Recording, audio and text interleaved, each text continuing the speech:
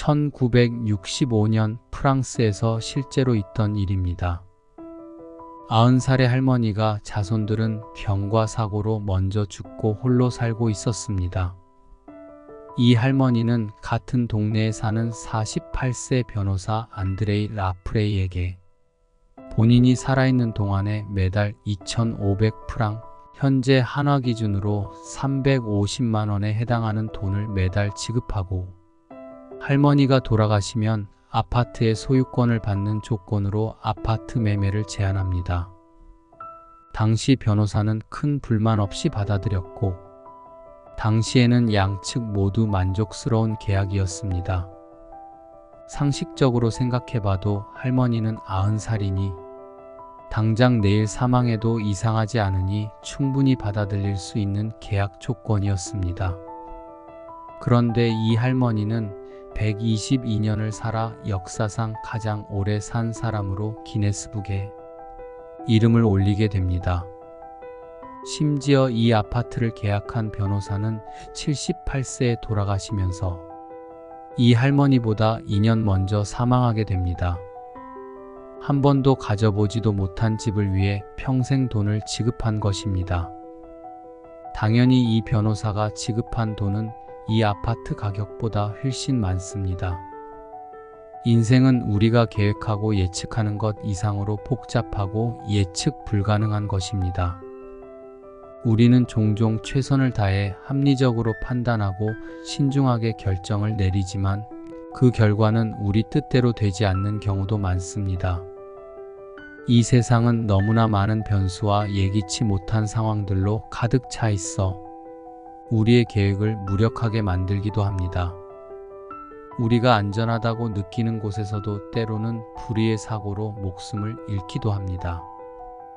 예를 들어 평소처럼 인도를 걷고 있었지만 역주행하는 차에 의해 교통사고를 당하기도 하고 즐거운 마음으로 쇼핑을 하러 백화점을 갔다가 갑작스러운 건물 붕괴로 인해 생명을 위협받기도 합니다. 이러한 상황들은 우리에게 인생의 불확실성과 무상함을 다시금 깨닫게 합니다. 하지만 역주행하여 인도로 올라오는 차가 무섭다고 집에만 있어서도 안 되며 건물 붕괴가 무섭다고 들판만을 걸어 다녀서도 안 됩니다. 이렇듯 우리는 이러한 예측 불가능한 상황들 속에서도 멈추지 않고 살아가야 합니다. 다만 불확실성을 받아들이되 불확실성을 조금이라도 없애기 위해 노력해야 하고 비록 모든 것을 통제할 수는 없지만 우리는 우리의 선택과 행동으로 최선을 다해 삶을 살아가야 합니다. 인생의 불확실성을 두려워하기보다는 그것을 인정하고 그 속에서 우리의 길을 찾아 나가는 용기를 가지는 것이 필요합니다. 얼마 전 시청역 인근에서 역주행하는 차량에 의해 9분이 돌아가셨습니다. 불의의 사고를 당하신 분들에게 삼가 조의를 표하며 피해자와 그 가족들에게 깊은 위로를 전합니다. 이런 비극적인 사건이 다시는 일어나지 않기를 간절히 바라며 철저한 조사가 이루어져 사고의 원인이 명확히 밝혀지기를 바랍니다.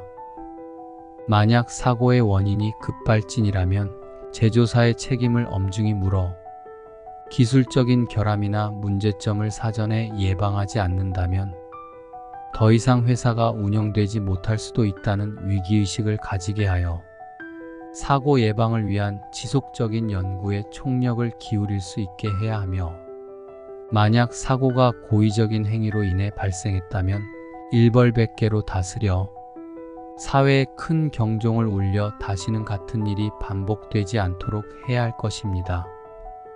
이것이 조금이라도 불확실성을 없애고 통제할 수 있는 길이라 생각합니다.